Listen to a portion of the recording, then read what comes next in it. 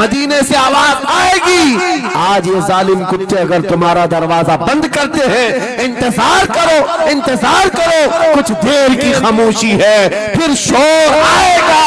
آج کتوں کا وقت ہے، کل ہمارا دور آئے گا۔ نعرہ تکبیر، نعرہ رسالت، عظمت رسول، شان رسول، فیضان اولیاء اکرام، فیضان عاشق رسول۔ تمہارے گھروں سے تمہیں بے گھر کرنے کی کوشش میں لگے ہوئے ہیں۔ ایک بات یاد رکھو، میں آج کے اس منبر سے انہیں پیغام دے کر کے جاتا ہوں، تم کیا تمہارے باپ داداؤں نے بھی اکھاڑنے کی کوششیں کی ہیں؟ کیا بات! اور صرف یہ ایک خطہ نہیں ہے، ایک خطہ نہیں ہے، ان کیڑوں کی تو کوئی حیثیت نہیں، ان کا باپ اسرائیل مل کر غزہ کو کچھ نہیں کر سکا۔ قتل کرنے کا مطلب فنا کرنا نہیں ہوتا۔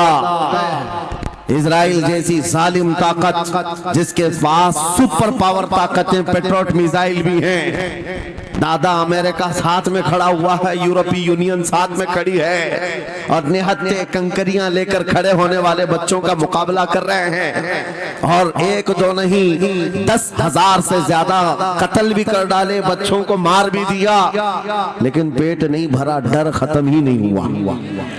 وہ ڈر ابھی بھی ختم نہیں ہوا، ہزاروں کو قتل تو کر لیا، لیکن رات کی نیند اور چین ابھی بھی بیکار ہے، غارت ہے، کیونکہ انہیں اندازہ ہے اس بات کا کہ ان میں ایک بھی زندہ باقی رہ گیا تو کل کا وہ صلاح الدین بن سکتا ہے۔ کیا بات! تاریخ دہرائی جا سکتی ہے۔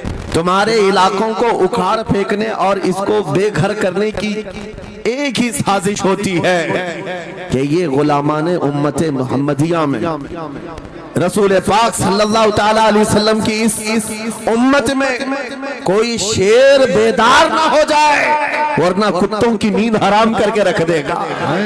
کیا بات! میرے عزیزو، اپنی ویلیو سمجھو، اپنی حیثیت سمجھو۔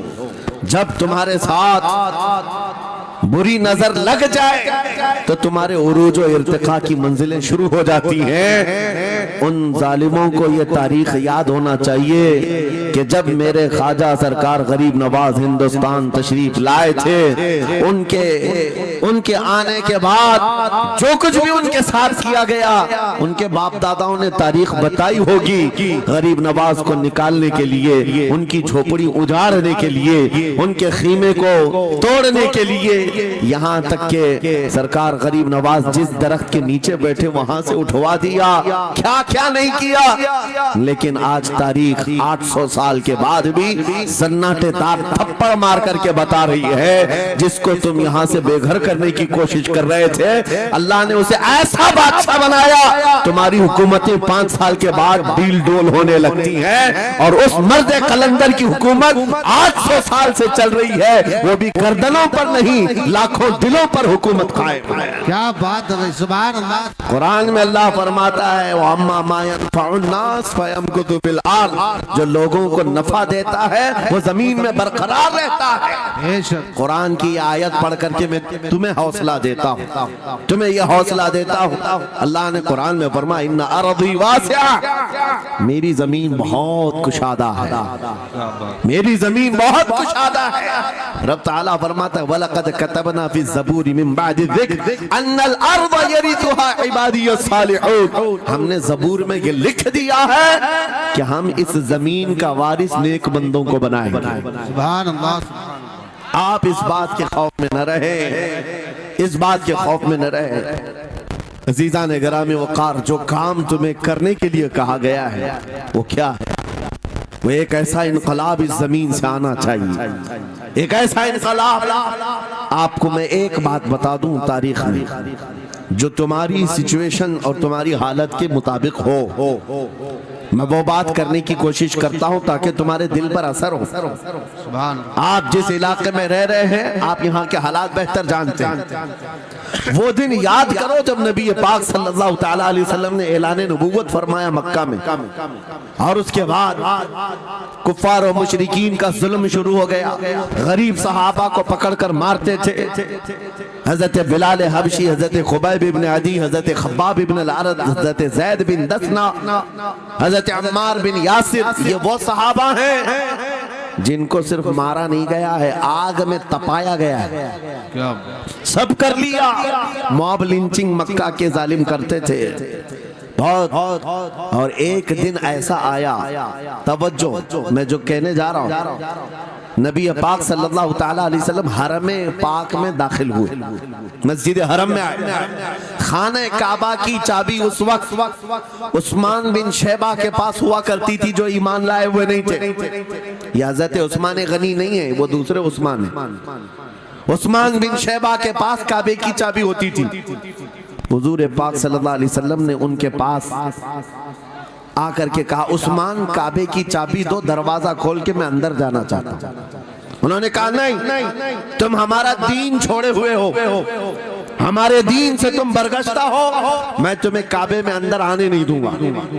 کس سے کہا؟ کائنات کے آقا و مولا رسول اللہ صلی اللہ علیہ وسلم۔ حضور نے کچھ نہیں کہا، توجہ، میرے آقا نے فرمایا عثمان یاد رکھنا ایک دن یہ چابی میرے پاس ہوگی، اور یہ چابی میں جس کو چاہوں گا دوں گا، اور قیامت تک اس سے کوئی چابی چھین نہیں سکے گا۔ سبحان اللہ سبحان اللہ۔ اتنی بڑی بات، جبکہ مکہ کے حالات بہت الگ تھے، جگہ جگہ صحابہ کو مارا جا رہا تھا اور چھپ چھپ کر کے اسلام کی تبلیغ کی جا رہی تھی۔ اس زمانے میں میرے آقا فرماتے ہیں عثمان یہ چابی ایک دن میرے ہاتھ میں ہوگی کعبے کی، میں جسے چاہوں گا عطا کروں گا، اور پھر قیامت تک اس سے کوئی چابی نہیں چھین سکے گا۔ یہ حدیث پاک میں موجود ہے۔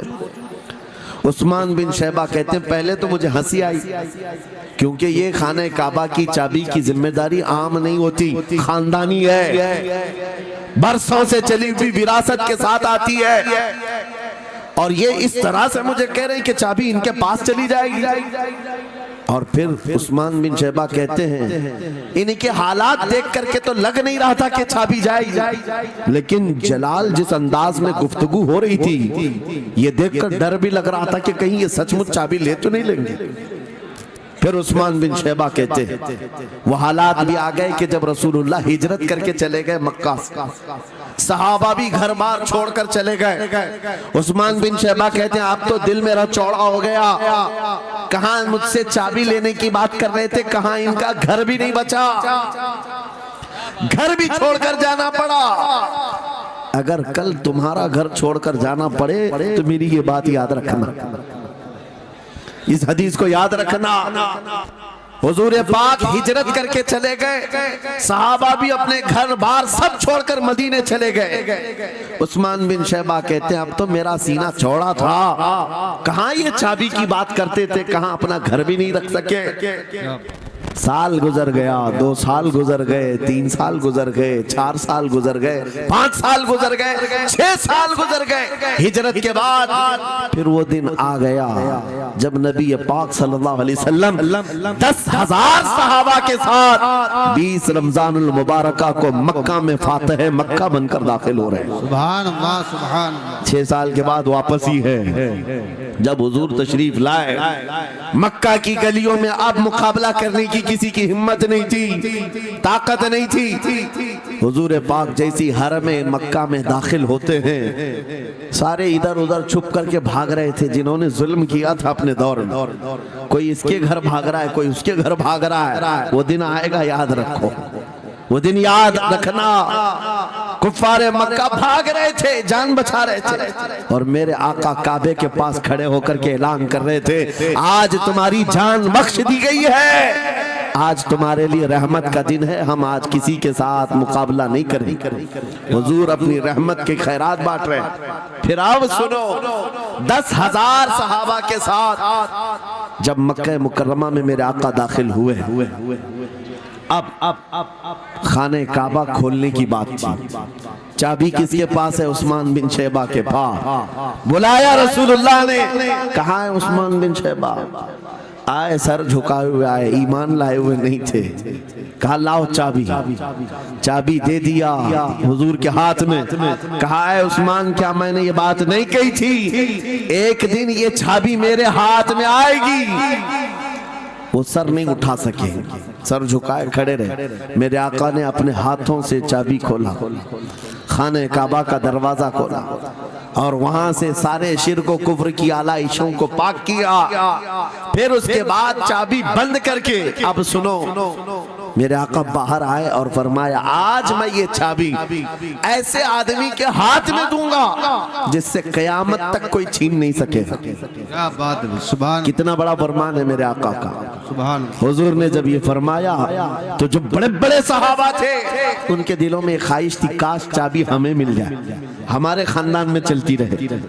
وہاں صدیق اکبر بھی ہیں, فاروق اعظم بھی ہیں, عثمان ابن عفان بھی ہیں, حیدر کرار بھی ہیں, رضوان اللہ علیہ مجمعین. سب صحابہ کے دل میں یہ خواہش تھی یہ چابی ہمیں مل جائے.